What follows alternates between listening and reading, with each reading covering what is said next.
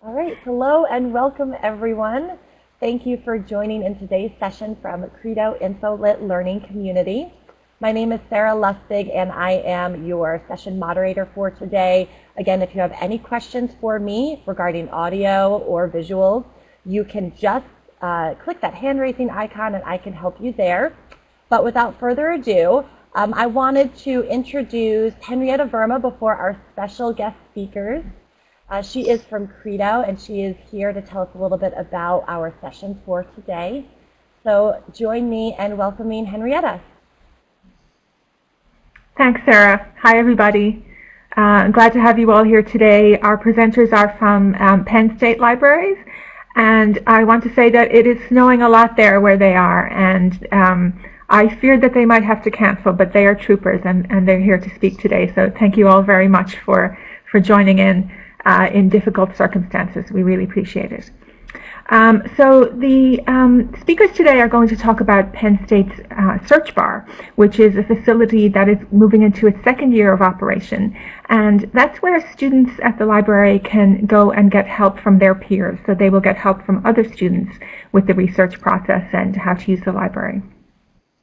So we have three speakers today. Claire Salvati is here, and she's the current supervisor of the Search Bar.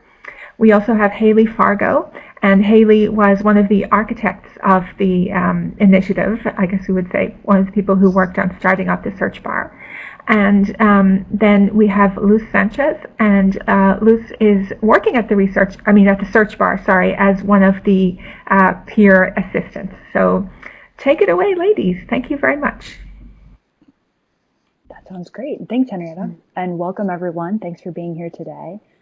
As Henrietta mentioned, it is snowing here in State College, Pennsylvania. So we are nice and warm inside while it snows outside, and Penn State canceled classes. So we've got a little bit of a snow day. So we're going to be talking about setting up a successful peer research service and the Search Bar itself. So as we get started, just some brief introductions. My name is Haley Fargo. I'm the current student engagement and outreach librarian at Penn State. And I was previously in a previous iteration of the role that Claire's in right now, which is where I got the start with the Search Bar. And then I'm Claire Salvati, and I'm the Reference and Technology Librarian at Penn State University Libraries at University Park campus. And currently my role, a lot of it has to do with managing and supporting the day-to-day operations of the Search Bar, and then specifically one of the supervisors for the peer research consultants. Hi everyone, I am Luz. I am a student here at Penn State. I'm studying environmental engineering, and I'm also a peer research consultant at the Search Bar. All right, so before we kind of jump into what we hope everyone will get out of the session today and dig a little bit more into how the Search Bar got started, what the day-to-day looks like, and what an experience being a PRC entails, we just wanted to give a little bit of context about where we're at. So the building on the slide, which is not covered with snow, is the Petit and Paterno libraries, and that's where all three of us work. And this is the main library at Penn State University at the University Park campus. So Penn State has 24 other campuses that exist across the state of Pennsylvania, and we're located at the one that's kind of smack dab in the center of Pennsylvania. So in terms of our student body size, we have around 46,000 students that go to the university. And this library is our main one on campus and is open 24/5 during the school year. So there's lots of opportunities for students to be studying in the space, working in the space, finding support, getting in touch with people like Claire and I, the other employees that work in the library, and interacting with someone like Luz as our PRC. So that's kind of where we're located, and that will be important as we sort of talk about how the Search Bar got set up. A lot of it is based on the context that we're situated in. Before we jump into it, just a little bit more, as Claire, myself, and Luz were setting up this webinar, we came up with a couple of outcomes that we hope everyone will leave with at the end of this hour. So we're hoping that at the end, at 3 o'clock Eastern, everyone will be able to sort of understand the mission of the Search Bar space that we set up and kind of the history of peer-to-peer services at Penn State. Being able to identify some best practices, things that we've learned along the way as we've set this process or this space up. And then also one big reason why we wanted to have a student and Luz volunteered to help us with this presentation was that we really wanted everyone to be able to hear from a student perspective the benefits and advantages for hiring students in these sorts of roles and finding ways to professionalize this type of job within the library. So that's kind of where we're headed. But before we dive into, I'm going to talk a little bit more about the history of the search bar. We do want to know where everyone is coming from and what your experience with peer-to-peer services has been. So Sarah's going to drop in a couple of poll questions to get us going. So the first question we just want to know is, do you currently employ students in your library to provide reference services? So you've got 3 different choices. Yes, you do. No, you don't. And then the third one is no, but I would like to. And this is just supposed to help us get a sense of where everyone's at. And perhaps, you know, motivations for coming to the webinar today, especially if you don't have it but are interested in doing it as well. So we see some votes coming in. It looks like most people don't have the service, and then it's kind of split between people that do and people that don't but would like to. All right, so that's good for us to know. That will help us as we talk about it. So then our next question, if we jump into that one. If you do have a peer-to-peer services in some form, it doesn't have to be reference, it could be writing or some other peer-to-peer service, we're curious to know if you have a designated space for this sort of work. And so you've got a couple different answers. Yes, you've got a dedicated space for just library employees. You have a dedicated space for other peer mentors or tutors. No, they already have an established space in the library with other services. And then we do have an other option. We know this is kind of an interesting question. So if you have another thought, you can click other, but then also write something in the chat as well. So I think the search bar has really showed us a lot about how you set up a space with students in it. So we're curious to know how other people are thinking about that sort of space. We'll wait just a second. I see some people are typing in the chat. Okay, so with our other learning center with peer mentors and tutors, but no other services throughout the library. Gotcha, so that center is located in the library, kind of nested. Yep, we've seen that before as well. And again, it looks like we've got a pretty split vote in a couple different places. I see some other people typing. So I'll pause and we'll see what else is going to come in.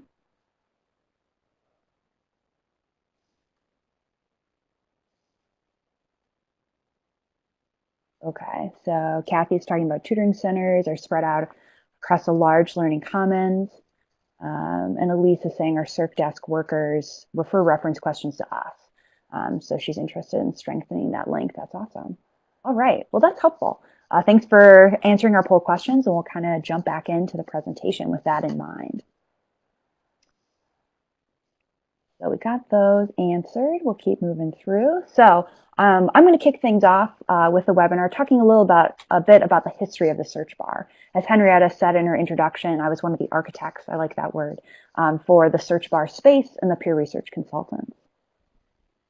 So the search bar as it stands right now is in its second year. This is one of our promotional flyers for it. And you can see that in the search bar, we have 3 different services that we offer for students to take advantage of. We have the peer research consultants, which is the library arm of our peer-to-peer services. And then we collaborate with writing tutors who come out of a learning center department through undergraduate education. And then we also have technology tutors, tech tutors as we call them, who are coming out of the localized or centralized IT at Penn State. And so you can see in the top right-hand corner the different hours. We're open 6 days a week, for the most part until 10 p.m. And then on Fridays, we're only open till 6. So we have a pretty wide range of hours. And Claire will talk more about that as we get into that day-to-day aspect. So that's what it is right now.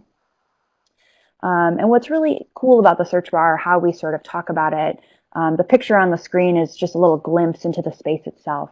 But we really believe that the search bar is this suite of student services that provide peer-to-peer support.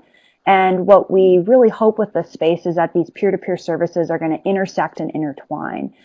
So going under the idea that, let's say a student comes to the search bar space, they're looking for writing tutor help. By being in the space with peer research consultants and tech tutors, that student that might not know that those other services exist can discover those services in that space. And then also, because the three services are next to each other, this idea of intersecting and intertwining. So maybe a student comes in for research help, but then a writing question comes up, and instead of sending them somewhere else, you can just tap on the writing tutor's shoulder and say, hey, we've got this writing question. Do you think you can help us with it?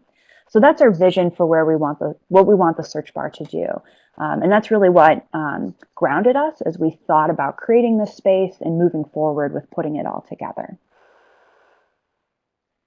And so before the search bar was created and opened in the fall of 2017, that building you saw in that one of the first slides, Petit and Paterno Libraries, had 17 public service desks across the entire building. And so that's a lot of desks where people could come and get help and ask questions. Some were at the entrances. That includes circulation, other help desks that had library employees and non-library employees. And so really across those 17 desks, there really wasn't a consistent staffing pattern. Not all the desks were open for the same amount of time. They weren't all hired by the library. And so what ended up happening was just lots of information was coming to our patrons in a lot of different ways. And related to that was this idea that because different groups supervised the students or staff that worked at those desks, we really ended up having a lot of uneven training for our different student employees. A student that got hired at one point with one supervisor might have a certain training schedule versus another one who came in, maybe had a few hours and then kind of got dumped at the desk to fend for themselves. And so the other thing that was happening is that you have this uneven training, but then we knew that lots of students at the desk were handling reference questions. And in my previous role at Penn State, I was doing evening reference and instruction. And so I saw a lot of the questions that our students got asked, and they were handling the reference questions as best as they could, but didn't really have that foundational training that's really required to be able to answer those questions to the best of their ability or know who to contact to make that referral. And so ultimately, this uneven training also led to bouncing patrons, as we called them. So a student comes in, they ask a question, the desk says, well, I don't know, but I'm going to send you across the library to this other desk that I think can answer it. So what we did is we ended up losing patrons along the way that might say like, oh, this is too much work to go all the way across this building and try to find this other person, or students would get frustrated, right? Because they would move from desk to desk and maybe wouldn't ever find the answer that they were actually looking for. And so as all of this is happening, the library is kind of taking a step back and saying, well, why do we have all these desks? Do we need all these desks? What's really going on with this situation? And as those conversations were happening, the thing that was also intersecting that I'm sure many of us see with reference desks these days is that the number of reference questions continues to decline. We're not always seeing the volume of questions that maybe we saw 5 or 10 years ago. Things are changing with how students are asking questions and finding help in the library. And so the questions that we're getting asked, we were seeing in my role as the evening reference and instruction librarian, we're getting asked after hours, after 5 o'clock. Students were coming in later on in the day or on the weekends or things like that to ask those questions. And so we were kind of trying to think about, well, if we reduce the number of desks, what desk are we going to really staff with students or staff or whoever it might be? And when are going to be the best hours to be open to really meet the needs of our students? And then the other part that kind of all leads into why we created the search bar was that we had peer-to-peer services like the writing tutors and the tech tutors, but they were distributed across the library with, again, non-consistent hours and locations. So the tech tutors were in a study room, the writing tutors were in the study room, they were at different times and different places, and sometimes even the people at the desk didn't know when they were coming in or when they weren't going to be there. And so all of this led up to us saying, okay, I think we're going to cut down the number of desks we have in the library, and we're going to focus all our peer services in one spot to try to make it a one-stop shop for students to come in and get the help that they need. And so as those conversations were happening, myself and some others were starting to dig into the literature in the library and information science field about what does peer-to-peer services look like at other places. We knew we weren't the first people to have this idea, and so we wanted to see who else was doing it. So the pictures on your screen are just some different articles that we found really useful, a couple of books. So in the 2010, 2012, 14, you've got a lot of really great articles coming from different folks talking about their libraries instituting peer-to-peer reference in some form and how it worked for them. In 2017, the Peer Assisted Learning in Academic Libraries, a book published by Libraries Unlimited, came out. Those three editors were at UNLV and were working on a really awesome peer educator coach program. And so there are 14 really great case studies in that book that explore peer-to-peer services.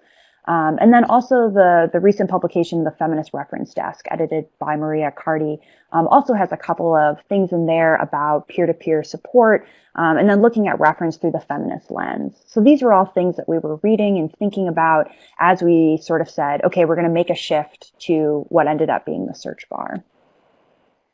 And so when we decided, okay, we're going to make this change, we're going to make this new space, we're going to create this new employment opportunity in the library for the peer research consultants, we also did some environmental scans of other colleagues of ours to sort of see what was happening. So this isn't a definitive list of all the really great peer-to-peer service programs out there, but some of the ones that we looked at in the summer of 2017 were ones at Michigan State, the University of Minnesota, the one I mentioned, the Peer Coach program at UNLV. Harvard had a peer research fellows program that we explored. And then in the feminist reference book, there was one about the peer research navigators that was at the University of Delaware. So we talked to some folks, we did a lot of research, we kind of thought about it. And then it was decided that we're going to go forward with the search bar and create the peer research consultants from the library's end. And so the planning began in earnest. So summer of 2017, myself and two other librarians were tasked with coming up with a training program, developing the peer research consultant PRC program. And then also we were in charge of coordinating with the writing tutor, director, coordinator, and the tech tutor coordinator about what the search bar would look like. So we were kind of working in a couple different small groups, having different meetings over that summer to sort of build and pull everything together. And so some questions that we asked, and we're still asking these questions today, we're thinking about how we assess the success of the search bar space. That was one of the biggest questions we had that summer of 2017. And a lot of that was around the idea that we were making a pretty big change in the library. We were cutting down the number of desks. We were switching student employment around, moving students to different spaces, increasing training in some cases, like for the peer research consultants, and bringing together services that hadn't necessarily existed, coexisted before together. And so we knew that people were going to say, well, how do we know that all this work was worth it? How do we know that there was a success? So we spent a lot of time thinking about assessment. We also talked a lot about the possibility of cross-training students across services, about having maybe shared meetings between the three groups, and maybe also having shared expectations for what happens in the space. And some of that didn't quite reach its full potential in the first year that the search bar opened based on time and priorities and workload of people involved. But this is something that Claire will also touch on in her part about the day-to-day of the search bar. But those were things we were talking about in the summer of 2017. And then we also spent some time talking about what our vision is. Why were we doing this? Why were we bringing these students together? And where do we really want to go? And that conversation is still happening. The little note at the bottom of the slide, Claire and I will make a shameless little plug. We co-wrote a case study with the coordinator of the writing tutors that's going to come out in a Sharing Spaces and Students book about some of this initial work with the search bar. And in that chapter, we really had an opportunity to dig into what's the mission, the problems and obstacles we ran into, and the success that we also found in sort of creating that space. And so as we were creating the peer research consultants, we knew, because we're coming out of instruction backgrounds, that we wanted to make some learning outcomes as well, to make sure that as we train these students more fully or in a more systematic sort of way, we wanted to make sure that they were reaching the expectations that we had for them. So we came up with 7 learning outcomes, and they're going to take a couple of slides that I'll go through. But it was really helpful for us to have these learning outcomes because they helped to guide the training that we had for our students and ultimately be able to check in on our PRCs to know that they were on the right track and doing the things that we had hoped that they would do. So the first 4 on this slide are really thinking kind of about what is reference as a whole, what does a reference conversation look like, and what is their role in the whole reference landscape at the libraries, right? How do they fit into that bigger picture? We also really wanted them to know how to be able to collaborate with their peers who might come from different backgrounds or experiences. And we really wanted to make sure that they knew how to use foundational library resources. And we can define those in a variety of different ways. But things like our catalog, knowing how to find items in the stacks and in different locations across the library, knowing things about our discovery layer and looking for different articles and newspapers and magazines and things like that. And then also some of our other just basic library services. How does interlibrary loan work? What are these other units that exist in our space? Having that really grounded knowledge in what the library is all about. The 5th learning outcome is the biggest one, the most robust one, but this is really about in a reference conversation that the students would have with their peers, what did we really want to make sure they knew how to do? And a lot of that is around the research process. So being able to figure out a topic, maybe change it or tweak it depending on what's being found. And that leads in nicely with being able to conduct and refine keyword searches. We really talked a lot about having students understand the makeup of how databases work. So what's contained in a database? What sort of access do you have to it? How do you find out how to search for a database or search within a database if there are different tricks or tips? And so we took that perspective because we knew that if students jumped into any database, if they knew the mechanism behind how the database worked, they'd be able to navigate. So you didn't have to teach them all 100 databases or however many databases they needed to know. If they knew the mechanics, they could look and be efficient in searching for some of those. We also really wanted them to be able to understand the information that they were looking at and being able to talk about that with their peer. Is it scholarly? What's the publication date? Is it primary, secondary? What does that mean? Is it gray literature? Is it, an empirical study? All those sorts of things. Of course, evaluating information was really important to us to be able to have that conversation with their peer. And then some just basic ideas and principles around citation generation. They don't have to be experts in APA or Chicago style, but at least know where those resources are located. And then the last 2 learning outcomes are around being able to respond to reference questions in a variety of modes and mediums. Right now, our PRCs just do phone and in person, but when we were creating the search bar, we talked about the potential to expand that reach to online chat or things like that in the future. And then the last one, I think, is always one of the biggest ones that people talk about in peer-to-peer reference spaces is that idea of the referral process. How do you know when to make that referral?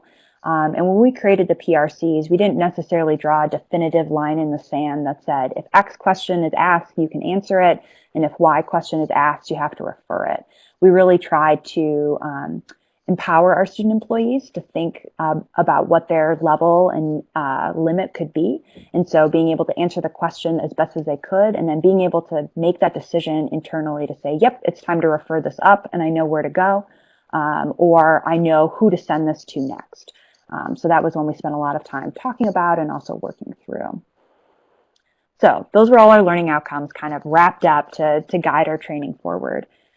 And so for our first round of PRCs, when the search bar opened in fall of 2017, we hired 5 students who had all worked with us previously, Luce being one of them as well. She was part of the core group of 5 at the very beginning.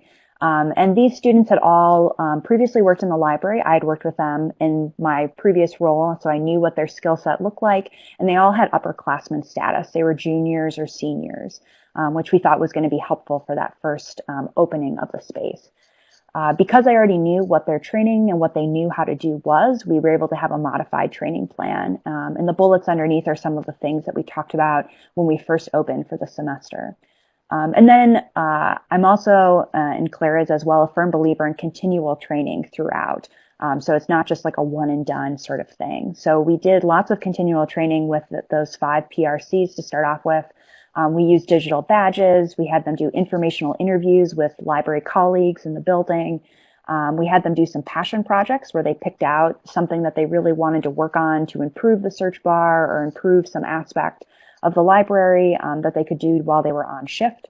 We also had them do reflections after each reference conversation so we could see what sort of questions were coming in and how they were thinking about working as a PRC.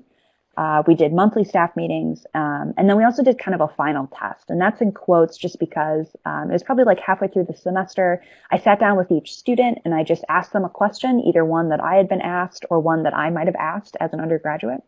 And I just had them walk me through the process of how they would answer that with a student.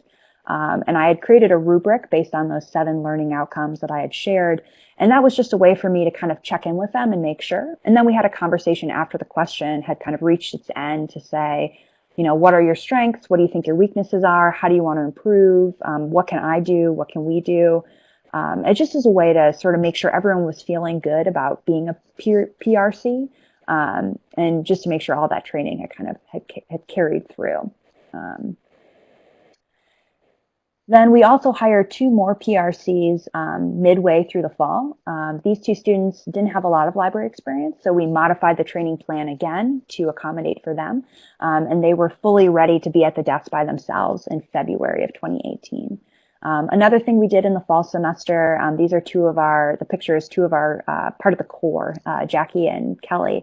They presented a poster at a local Penn State exhibition sort of space to help raise awareness, which is one thing that we tried to do in the first year, and Claire and company have done a lot in the second year, is just trying to get people to know that the search bar exists and that the PRCs are there to help with that research process.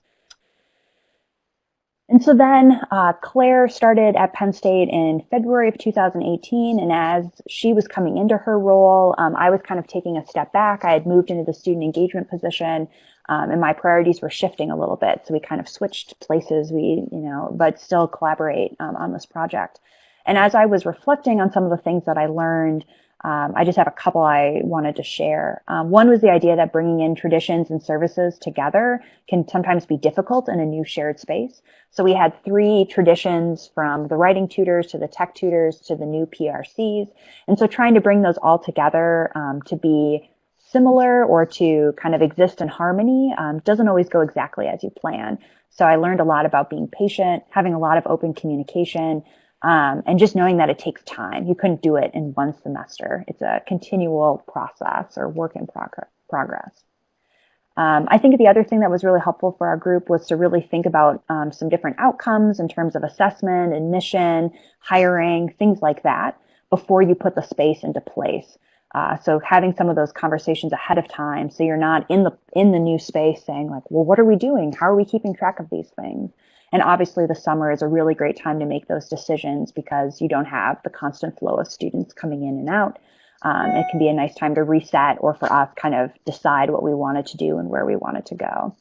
And then finally, I've always been a big believer of having a really student-centered approach, but I think the search bar was a really good reminder that because I didn't spend a lot of time in the space, I really relied on Luce and her colleagues, other PRCs, to let us know how the search bar was operating. They were there until 10 p.m. They were there on the weekends. They knew what was happening. And so having them have the opportunity to reflect and provide insight was really helpful, because then Claire and I could take that back and we could use our position and authority within the library to say like, hey, we need to make this change, or I think we should try this instead of that. And so really just finding ways to keep listening to students to be able to make the space the best that it can be. So with that, I'm going to turn it over to Claire, who's going to talk a little bit more about the day-to-day, now that I've given you a nice context and background for how the search bar got created. Awesome. Thanks, Haley. So like Haley mentioned, my name is Claire Salvati, and I'm the Reference and Technology Librarian at Penn State. So I started in February, so it hasn't been too long, not quite a year yet. And like Haley mentioned, a large part of my role is to support the day-to-day operations of the search bar. And some of the ways that that manifests for me is that I am an evening librarian, like Haley herself was when she was in a similar position to me. And then also, I am one of the librarians that recruits and hires the peer research consultants for the search bar. I am the only librarian, and then Haley helps out as well with training the peer research consultants that are coming in, and then also mentoring those peer research consultants and supporting them on a daily basis. So when talking about the day-to-day operations of the search bar, I thought it would be important to kind of give some context to how we hire our peer research consultants. So in terms of qualities that we're looking for in students that will be working in the search bar as PRCs, I actually took these directly from our job description. And so I thought I'd just kind of go through them and explain what exactly we mean by that and what we're looking for. So in terms of the first one at the top, strong communication and customer service skills in person, in writing, on the phone, and hopefully in the future online. That's obviously a pretty standard part of working within a library, especially if you're working with patrons that are coming into our spaces. So specifically for the peer research consultants, they're constantly interacting and engaging with the students that are coming into the search bar. So it's really imperative that they have really clear communication and strong customer service skills as they're working with students that are coming into the space that they're trying to convey these concepts and skills and search strategies that they might be just learning for the very first time or refreshing their brains on, that they might have not have touched it for a while as they're trying to complete these assignments for classes. So for the PRCs to be able to communicate what they're trying to teach to their peers effectively is super important. And then we also have the capability to think critically and to solve problems under time constraints. So what we mean by this is that in terms of thinking critically, obviously our peer research consultants aren't trained as librarians, but we do try to train them as best as we can with information literacy skills. And so often they might face difficult questions and difficult situations. And so to be able to think through and problem solve in those kind of situations is really important. And then in terms of time constraints, often, as many students happen to do, we get a lot of students that come into the space that, their assignment is due tomorrow, it's due in a couple days, or it's due in a couple hours, and our peer research consultants just have to do the best that they can with the time that they have with the student. And then we have the ability to work independently. So even though the peer research consultants are just a part of the library as a whole, and they have access to me as a librarian and many other subject librarians and staff throughout the building, we do ask them to work independently primarily and work one-on-one with the students that are coming into the space. And so being able to effectively navigate those conversations on their own and reaching out when they feel like they need to is kind of where we're at with that. And then in terms of the ability to collaborate and relate with your peers during research conversations, that's essentially the bread and butter of being a peer research consultant. Essentially, during the hiring process, when we're trying to navigate who we would like to be peer research consultants, usually we're asking questions to see what kind of teamwork projects they've worked on and how they've collaborated with peers in the past, or how they've taught peers new concepts. And Haley and I and some other librarians have noticed that a lot of the peer research consultants that we've ended up hiring have had peer interactions quite often in their academic careers. And a lot of the time we've seen that they have ended up being mentors in different capacities. And although that isn't necessarily a requirement, it is a great quality to have, especially when you're constantly working with your peers in that kind of role. And then lastly, we have the ability to collaborate with other student employees providing services within the search bar. So as Haley mentioned, we have 2 other services that are within the search bar as a collective service. So being able to interact with those other student employees effectively, and oftentimes even collaborating with each other on a certain question. So for instance, one of the common questions that we get that kind of overlaps with specifically the writing tutors is citations. And so being able to effectively work together to be able to solve the questions that the students that are coming into the space with those type of questions is really vital. And then also just to have like the ability to get along with one another because you're in such a small space with each other is very important, I would think. So in terms of like where we find these students that we're hiring, we've kind of lumped it into two different categories. So we have the students with library experience, and kind of what we mean by library experience is that they've worked previously within a library, or at least they have quite a bit of experience with libraries. And so how we've found them in the past, if they've worked in the library, is typically they are recommended by a supervisor from a different department or area within the library. And specifically, we recruit students from two different areas, and we're hoping to expand that as well. But in the past, we've recruited them from our welcome desks, which are desks that we have at the Penn State University Park's main library. They're desks that are at each of the entrances to the library, and they essentially welcome staff into the library, answer directional questions and basic reference questions.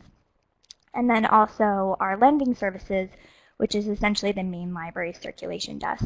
So we're recruiting those students that are working in those spaces. So those students typically will have a baseline understanding of library skills, and so it makes it quite easier for us to plan and train them because they do have that baseline understanding of what we're kind of getting at with different concepts. But we do also hire students that don't have any prior library employment. Typically, we look for students that have experience with using the library at least, or doing research, whether that's for assignments or on their own, and then also have kind of a robust customer experience, but then also actually enjoy working with their peers. So kind of need that quality if you're going to be in a peer-to-peer space and constantly speaking with students that are potentially the same level as you. In terms of our current training that I've done in this past year, it hasn't changed very much since Haley started the concept and started the training. I would say the only thing that's been adjusted, as Haley even mentioned, is that depending on the group of students that we have coming in that we've hired, we adjust it based on the numbers, based on their personal experience.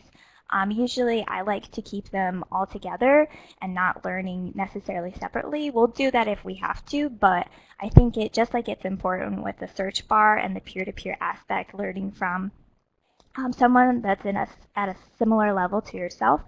I like that also within our own training, and from a new peer research consultant to learn from a returning peer research consultant, and being able to, make them feel comfortable working in that space and learning these new skills also. So I also wanted to highlight some of our achievements for our first year. So Haley mentioned a couple of these things, like our hours in the search bar, expectations, and assessment. So some of the things that we've personally achieved in the first year are, in terms of our shared hours, having 3 different services working in the space that have different backgrounds and different histories at the university. And then coming collectively together into one space and trying to have shared hours was extremely difficult, which might be surprising to some of you, and maybe not at all. But we finally can say that we finally have all 3 services in our United service working 64 hours a week, 6 days a week, so Sunday through Thursday, which is quite a great feat and makes me so happy inside. And then we also have finally achieved shared expectations. So like Haley mentioned, when the search bar starting off, we definitely wanted to be able to have shared expectations for the student workers that were in the space. And we can finally say that we have that in place. That was also very difficult, having 3 services that have long-standing traditions of how they do things, and how they treat their student employees and what they expect of their student employees. And so being able to actually have all of our student workers having the same expectations was a great feat. And that essentially includes like pretty simple things like not having your personal laptop at the desk with you while you are working in the search bar and things like that, how we expect them to behave while they're working. In terms of shared assessment, this was actually something that we had in place from the get-go, but in terms of what we achieved in the first year, it's just like consistency with students and all 3 services filling out our shared assessment. And then also because we're coming from 3 different services with different backgrounds, how we are going to like go about assessing the space and consistently using the same platform for all of it. And I can say that we've definitely achieved that. So I also wanted to plug in some numbers and kind of give us a little, thumbs up for this semester. So these numbers are for the fall of 2018, so this current semester that we're in, and these are specifically looking at the number of patrons helped by peer research consultants. I will point out that for August, our semester did start towards the end of August, and for most of you, you'll probably understand that not a ton of research projects will be happening right at the beginning of the semester, so that's what would, I guess, count for why we only have 13. But in total, we do have 162, we've helped 162 patrons this semester, and that's not including November either, so as finals are approaching, we're going to get a lot more. And this is honestly super great, especially considering myself and then also Haley and several other instruction librarians have spent a lot of time trying to market and promote the space, specifically in our one-shot instruction sessions, but then also including Haley as well in different outreach events at the university libraries and trying to get students to, 1, be aware of the space that it exists, and 2, understand how we can help them specifically. So, moving on. Similar to Haley, I just have some reflections from my little bit of time here at Penn State and in this role. So some of the things that I've learned as I've been here is that it's really important to have clear communication with your partners in a peer-to-peer space. So ours are specifically Penn State Learning for the writing tutors and Penn State IT for the tech tutors. And it's just super imperative to stay up to date and communicate with your partners about like the really maybe mundane things such as attendance, behavior, and other issues related to the expectations that we've established, and making sure that we have consistency across the board. But then also keeping a hold of what our goals are for the space and not letting them fall aside just because we don't necessarily have the time, it's not easy, it's not necessarily convenient, but staying on the same path in terms of what we want for short-term goals for the space and long-term goals for the space, and that we're just communicating and it's not just the library's agenda that we're pushing. And then also to continue to collaborate with library departments to improve consistency and services delivered. So even though the search bar is one service within the library, we obviously interact with the other services throughout the building. So our circulation desks, our welcome desks, subject libraries and their floors, and this always goes back to referrals, but just making sure that we are consistently being able to work together to communicate with one another and to be able to help each other work through students' questions that are coming into the search bar. So, with that said, I'm actually going to finally let Luz talk, and so we can actually hear about her experience as a peer research consultant and how she's enjoyed that, hopefully. Hi everyone. Again, I'm Luz. I am an environmental systems engineering student here at Penn State. This is my senior year. I have been working in the library for the last 2.5 years, and I have been a peer research consultant since fall of 2017, which was when the search bar was open for the first time. I think the most important part of like becoming a peer research consultant was our training. Our training was what helped me learn more about the library resources. It helped me navigate different databases and learn those little things that will help me later help students when they come into our space. So that was our training, and the training that I had after becoming a peer research consultant was what really taught me about all the things that I know about the library. Our work environment, I would define it as continuous learning and very dynamic. I have the opportunity to work with multiple students and other search bar users from multiple cultural and academic backgrounds. They come in and we sit down together and we work through the problem, and we both learn. I learn about their projects. I learn about their topics that they're working on, and they learn more about the resources that the library has to offer. So it's very dynamic. It's a learning process for both of us, for the person who's coming into the space as well as for me. I have the opportunity to meet different students, from students who is their first time here at Penn State, like their freshmen, all the way to just community members who just want to come in and learn more about something specifically within the library. I think that the search bar has influenced me in my personal life by helping. I have learned so much through the library that now I am capable of teaching others and peers and friends more about the library resources. I have become a better group member in multiple of my classes. I have taught my friends how to go and search for different resources using our website. One of my friends was able to find his books through the library, so he didn't have to pay for them during the semester. And even though he's a senior, he didn't really know how to look for the books or look for all these resources because he didn't have access to someone, or he didn't know how to do it, and it was really nice to help them. So I think it's very nice, and it makes me really happy to be able to help others, not only those who came into our space, but other friends and people who work with me. And it's really nice to see them using these resources as well.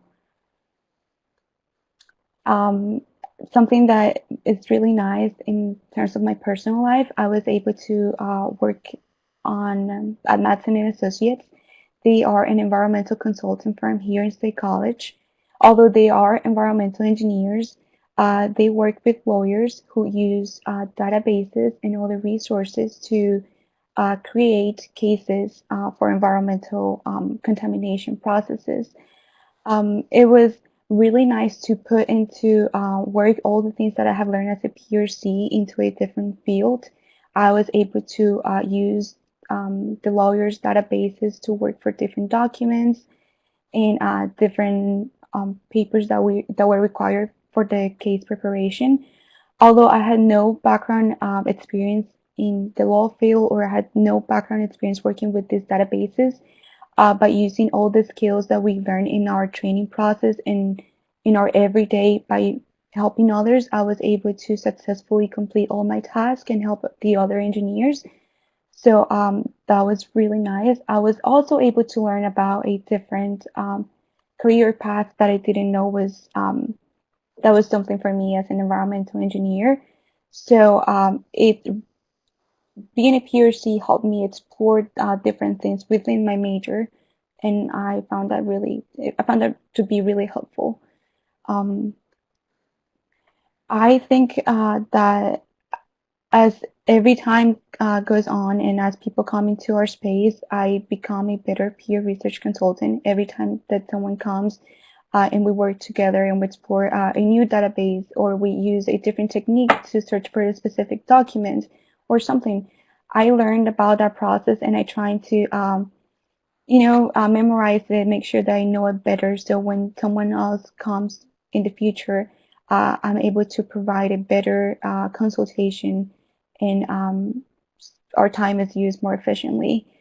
I also think that my position as a peer research consultant will help me later in the future after graduation, because I have become more I have become more comfortable at helping others, communicating, explaining, guiding them through all the processes that go behind conducting the search. And that's something that has helped me come out of my shell and just go out there and talk to others. And I found that really helpful, especially in the work field. So it's something that I'm really grateful about, and I think I'll definitely be using in the future. And yeah. So, thanks, Luz. So we also thought that we would kind of address like our next steps for the search bar and our peer-to-peer service. So we obviously are looking into an exploration of new tutorial models. So what we mean by this is, and Haley addressed this at the very beginning as we were starting our planning for the search bar, is also being able to, aside from being in the space together, all three services, is to be able to do what we like to call multimodal tutorials. So where we can have both a peer research consultant and a writing tutor, or a PRC and a tech tutor, working together to do a tutorial with a student. And we're not quite there yet, but we would like to be able to do that and to be able to do cross-training across our different departments and skill sets. Additionally, we'd like to take our training model and then be able to transfer that into a credit-bearing course. And this is something that Haley is working really hard on, and we hope to see in the future for just strengthening our program in the search bar and our peer research consultants. Additionally, like anything, we're hoping to do more scholarship and further research on the student impact, peer-to-peer services, and our peer research consultants in general. And then also being able to expand the peer-to-peer services within the library. So seeing different avenues the library could take in terms of expanding how we're doing peer-to-peer and where we're doing peer-to-peer and how many peer-to-peer services that we currently have at Penn State in general, and then also at Petit and Paterno Library at University Park.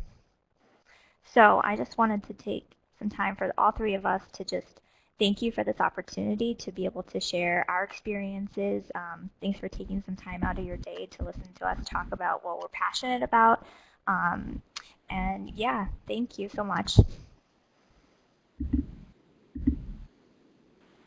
Thank you very much. That was really interesting. Oh, I'm not sharing my camera. There I am. Thank you very much for all those details. It was very interesting to hear from both sides how it all works. So I see that Haley is answering questions in the chat box. Do you want to just answer those verbally, Haley? Save yourself some typing? Yeah, I can, and kind of go back on a couple that were asked. Okay. So one thing that I guess I forgot to mention in the context, which is probably important for me to mention, and someone asked about it, in Petit and Paterno, we really had started to move away from having librarians sit at desks to answer questions. So for the most part, those 17 desks were staffed by either student employees or part-time staff members, or a full-time staff member that wasn't necessarily a librarian. So when we decreased the number of desks and moved into the search bar model, there were a couple of desks that still had librarians maybe do an hour or so a week. And so there really wasn't a huge change for any of the librarians since we had been kind of moving away from that model for a little bit. The other thing in terms of our reference landscape, a lot of librarians at University Park and across all of our other campuses answer a lot of chat questions during the week. Or do individual consultations through students that we had for one-shot instruction or got referred to us in some capacity. So adding the search bar did change our reference landscape just a little bit, but it also in some ways just sort of validated the work that our students were already doing at these desks and just provided a little bit more scaffolding for those students to feel really confident in answering those questions. I see some more questions coming in. In terms of the IT tech tutors, their job is to train or help students learn about different types of software and not necessarily like the tech hardware part, but if a student is trying to use iMovie or Photoshop or a whole suite of different software services, that's where the tech tutors can play a role. And so the IT student program has tech tutors, and it also has two other types of student employees who do more work with the hardware aspects of it in terms of personal computers or getting Wi-Fi on a device or something like that. So the tech tutors are definitely more focused on the software. I think How many hours yeah, per Claire week can answer that does one. each PRC work? So it's typically, so it varies per semester, and then also the specific PRC's availability, what their class schedule is like. But I would say it probably ranges between 7 to 10 hours a week, but that can vary. And then also to keep in mind that even though the students do work in the search bar, and we have pulled them from other services within the library, we do allow them to also continue working at other places, so they can definitely work at the circulation desk as well as in the search bar or at a different place on campus as well.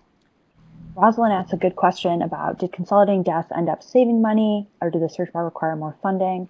I think I wasn't involved a ton with the money aspect, but at the time, as we were consolidating desks, we were also kind of shifting where money comes from to pay for student employees. They had recently been kind of separated into a bunch of different department budgets. And part of the move in consolidating was actually bringing a lot of that money together. So as Claire said, it was easier to share students across different departments or spaces. So a student could work at the welcome desk and in the search bar and lending or somewhere else. So don't have a firm answer for that. But I did think in shifting up our service model, we kind of changed kind of how money was coming in and out with our student employees. And some of it also depends on how many PRCs. I think we're still trying to find that sweet spot of how many PRCs is best to have. We still sometimes have some shifts that are that Claire or some other librarians fill.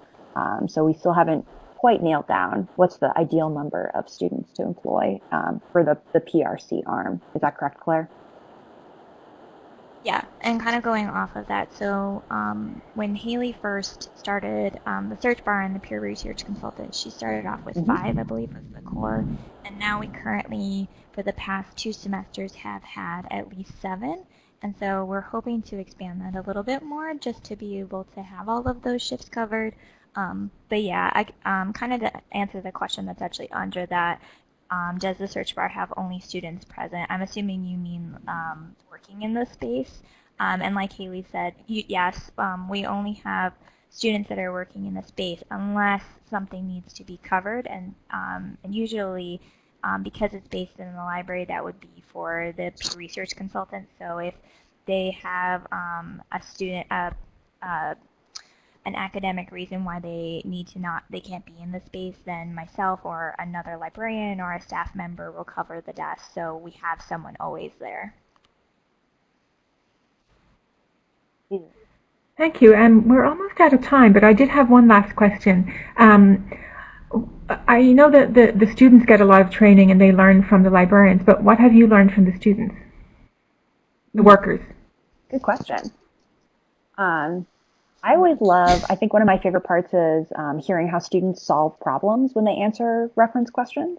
So I think, as librarians who spend a lot of time maybe doing reference, we're like, oh yes, if this question got asked, I'm going to do it this way. But I always love hearing from students about the ways that they problem solve. And sometimes it's not the way that I think about it with, an information science background. They tack at the problem from a different angle. And sometimes that angle is far more interesting or resourceful. I think sometimes I'm like, oh man, that's like a much better way to solve that problem. So often it's always fun to hear how they encounter those problems and work through them, and sort of their experience and expertise they bring into the picture is always really fun to hear about. Well, I would like. Oh, go ahead. Sorry, Claire. No, I would totally agree with Haley.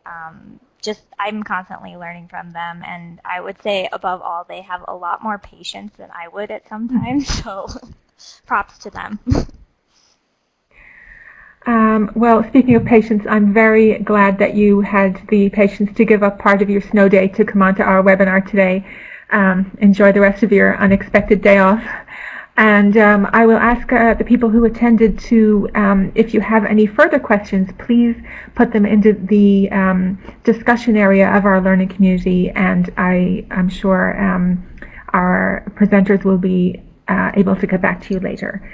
So thanks again, everybody. Thanks to everyone else for tuning in as well, and we'll see you next month. Bye.